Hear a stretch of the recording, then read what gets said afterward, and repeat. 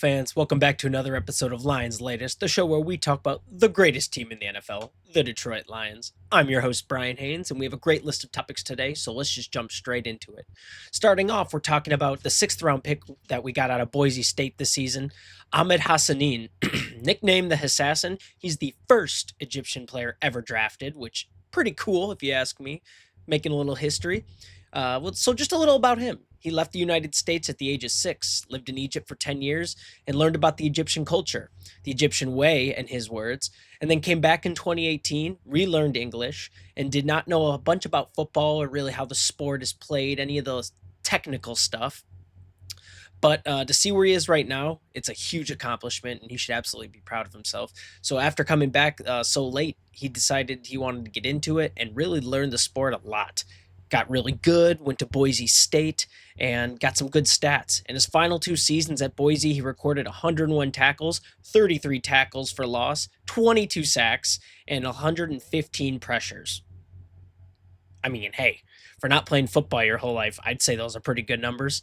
He's the only FBS defensive lineman to surpass 15 tackles for loss in each of his last 2 seasons, and the playing style, in his words, is modeled after Aaron Donald for the finesse but also power in his game. I think he's a great player. We grabbed him in the 6th round, so we didn't have to necessarily, take a huge risk grabbing him, and we got him fairly late. I think his stats speak for themselves, and you'll say, "Oh, well, he played at Boise, not the most prestigious conference, right?" But keep in mind, he was playing with, guys like, you know, guys who are really, really good. I don't have necessarily the words to say it, but guys who are still in college football, they're still playing at this high level. And I think just because your stats may not reflect necessarily the conference you're in, I don't think that should say anything about your game. I think he's going to be really, really good. Maybe he's not a first year starter. Maybe he's not a second year starter. But we give him time. We let him, learn from Hutch and some of the other guys who are in the league now, and he gets out and gets his chance. And who knows, maybe he could end up being that guy that clicks with Hutch. I think he's a great pick. I think it's a great risk to take. Not even a risk. I think it's a good chance we're taking on this kid. And I am really excited to see where it goes in the next few years. Hopefully he does become a starter and we can do some great stuff with him. And I think the fact that he's the first Egyptian player ever drafted is just a cool, fun fact. So cool to have Ahmed Hassanein, the assassin. We'll just see where he goes in the next few years. Moving on to our next topic, we're talking about how will the NFC North look this season. So last season we finished first in the division, and I was really excited about that. Almost had to lose to the Vikings, but didn't end up doing that because we came out and just dominated them in that last game. The Detroit Lions are favored to win the NFC North this year as well. Though the division is expected to be competitive, the Green Bay Packers are strong contenders, the Chicago Bears are predicted to improve, and the Minnesota Vikings are seen as potentially taking a step back, losing Sam Darnold to the Seahawks. Here's my opinion. I think while the Packers are going to be competitive, Matthew Golden was the only really big change they made this offseason. Letting go of their star Jair Alexander, the 2-time Pro Bowler, he went to the Ravens, due to some stuff like injury, a little inconsistency in the later part of the season. But I think letting go someone like that was just, you're letting go a huge piece of that defense. And the Packers grabbing Matthew Golden, a receiver, in the 1st round is a little unheard of for the Packers, but they knew they had to make a choice here and kind of improve that offense, give Jordan Love some more weapons. I think Jordan Love's a really talented quarterback. Good for them for giving him another weapon. But I don't necessarily see them as being a crazy contender this season, right? And despite what analysts say, I also don't see that about the Bears. Moving to the Bears, as good as they say, Caleb Williams still has a lot to prove, right? He was the 1st-round draft pick 2 years ago. College tape is not everything in the NFL. We learned that very quickly. We saw that he has a problem letting go of the ball in some situations, not trusting his O-line. And to be fair, their O-line wasn't fantastic last year, and they made some serious improvements this season in the offseason and drafting. But I don't think that necessarily that will make him better just because, right? He still has to learn the NFL and learn, he's got to let go of it faster. Him running around in the backfield for, 10 seconds isn't necessarily an option anymore like it was in college. And I think he's just going to have to keep learning, right? He got into the NFL, and I think it was a big, rude awakening.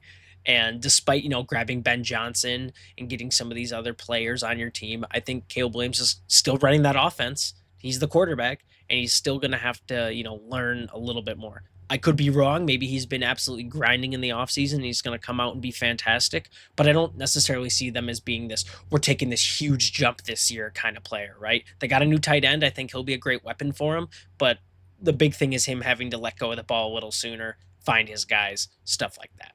Moving to the Vikings, I think the Vikings are not going to take a step back necessarily like the analysts say they will, right? I think they are absolutely moving to their top 10 pick quarterback JJ McCarthy.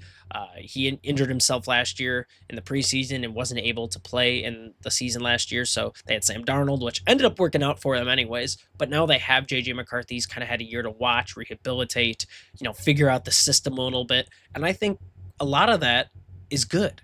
Having your quarterback wait a season, right? Not just throwing them out into the fire like they did with Caleb Williams. And he's seen it now. And maybe it wasn't necessarily what he wanted, but because of that injury, he did wait. And now I think he's going to have a really good chance to show what he's learned, right?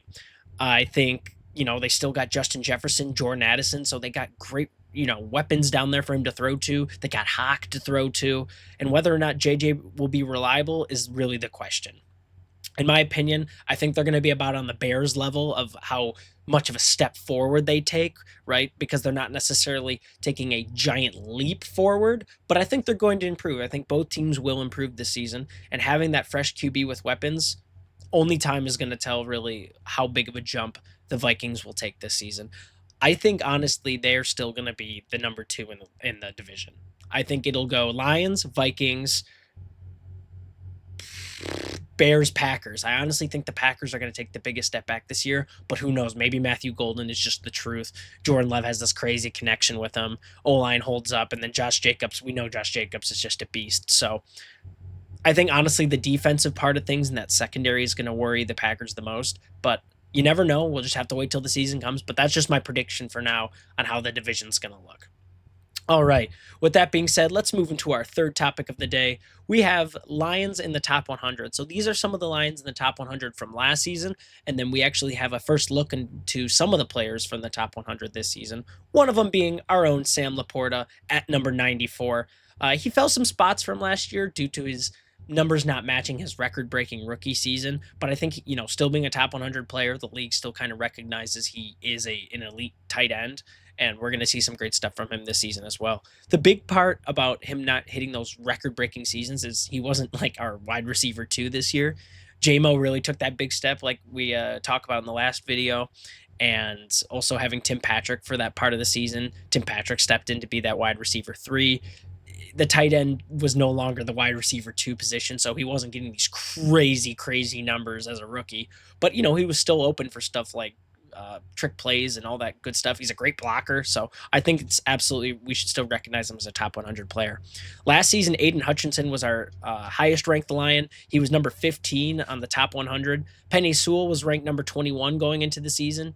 Gibbs was ranked number 32. St. Brown was ranked number 58, which is a little surprising. I think he should be a little higher.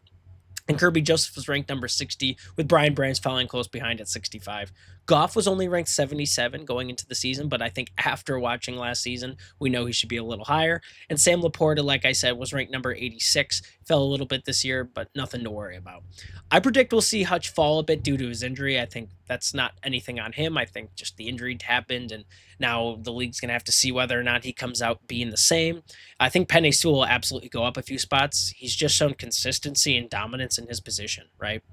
All he's done is be dominant and consistent and just be a beast on the O-line. He just knocks dudes over. So I think he's going to go up, and I don't really see that being a surprising factor. St. Brown, I think, will continue to rise on the chart. I hopefully think he's going to crack top 50 this year. I don't see why he wouldn't. He had a great season, shown he's a red zone demon, slant god, and can even go open on those long runs when he needs to. He's a strong receiver, gritty receiver, and keeps himself healthy. Besides that, Kirby Joseph will be much higher due to his incredible season, or not record breaking, but he just had a crazy season, right? Stats will tell you everything you need to know about that. And Jahmyr Gibbs, I think, will realistically have a good chance of cracking top 20 and being our highest ranked line going into this season. Jared Goff, I think he absolutely deserves to move up a bit. 60s, maybe 50s, mid 50s. But Jahmyr Gibbs is really going to be our flashy player. He was ranked number 4 in running backs, and I think with that being said, like just by itself, he can absolutely move his way in there. He's going to take bigger of a role this season with Montgomery, and I think he'll just be great. I really have no worries about Jahmyr Gibbs, to be honest with you guys. I think he deserves to be in the top 20 because of his performance. He's shown what he could do just by himself. And that's going to be great. I can't wait to see the rest of the top 100 ranked players in the NFL. Hopefully our guys still make it on there, because last season we were tied for the second most players. Hopefully this season we can keep that, if not move up, right? Why not move up to number 1? So with that being said, we're going to move on to our fourth and final topic of the day: the challenges of the 2025 season. So our upcoming season is noticeably very difficult. We did that to ourselves by having such a high-powered offense last season, which I'm not mad about, whatever. But let's just look at it real quick. So week 1, we're at the Packers. Week 2, we're hosting the Bears. Week 3, we're at the Ravens for Monday Night Football. For week 4, Browns are coming back to us. Then we're at the Bengals for week 5, at the Chiefs for week 6 for Sunday Night Football. Then the next week, we host the Buccaneers for Monday Night Football, have a bye our week 8, then versus the Vikings at home week 9. We are at the Commanders to get our get-back game on week 10. And then we're at the Eagles the next week for Sunday Night Football again, week 11. Versus the Giants on week 12, home against the Packers for that Thanksgiving game. I love the Thanksgiving game. And then we're versus the Cowboys at home again for Thursday Night Football. Always love that match against the Cowboys. It's so hype if you're a Lions fan, especially after what happened with Dan Skipper and Taylor Decker. Then we have the Rams at home on week 15. Or no, we're at the Rams. And then we verse the Steelers at home in week 16. Then we're at the Vikings for the Christmas game on this week 17. And finally, at the Bears for week 18. So I think it's a tough schedule, right? You look at it, it's a tough schedule. We're facing some really high-power teams at their home stadium and for primetime games, which is like, it even increases that level of hype and how really good you need to show out and be. I think despite the very tough schedule, with losing 2 coordinators as well, I think we're still going to be all right. I don't think we're going to take this huge step back everyone thinks we are. We have a lot of primetime appearances. We earned it last season. We have 5 to be exact, and we play on both Thanksgiving and Christmas, which I feel a little bit for the players when they got to go to Minnesota on Christmas, but it's football and they know what they signed up for. I'm really excited for the Packers game week 1. I'm super excited for that Commanders game in week 10 to get our get back, because we need to get our get back after that playoff game. I'm always excited to play Matthew Stafford, so week 15 will be fun. Christmas game will be interesting. I'm not really used to that. I'm used to Thanksgiving, and I'm excited for Thanksgiving. Nervous for Thanksgiving, as every Lions fan should be with our history, but I think it's going to be a fun schedule and a fun year of football. I'm excited we have all these primetime games, a lot of Sunday night football, some Monday night football, and then the Cowboys on just Thursday night football. Why not, right? Have the Cowboys for Thursday night football. It's always fun to play them, like I said, and this should be a great season. I think we're going to go positive, obviously. I think they got us with 10.5 games as the line. I think we'll still go above that. I think we absolutely will still go above that. The game I am most worried about, Ravens week 3. Lamar Jackson loves to destroy our defense. He does it every time we play him. We struggle with scrambling quarterbacks a little bit, and then that's just what Lamar Jackson does. So if we can really plan around him and have a game plan, keep our guys healthy, and make it competitive, I think it'll be one of the best games of the season, hands down, especially for a Monday Night Football game. Because how can you not like Monday Night Football, guys? All right. With that being said, though, we are out of time today. Thank you so much for watching Lions Latest. Make sure you like, comment, and subscribe. In the comments, if you made it this part of the video, tell me what game you're most excited about for this upcoming season.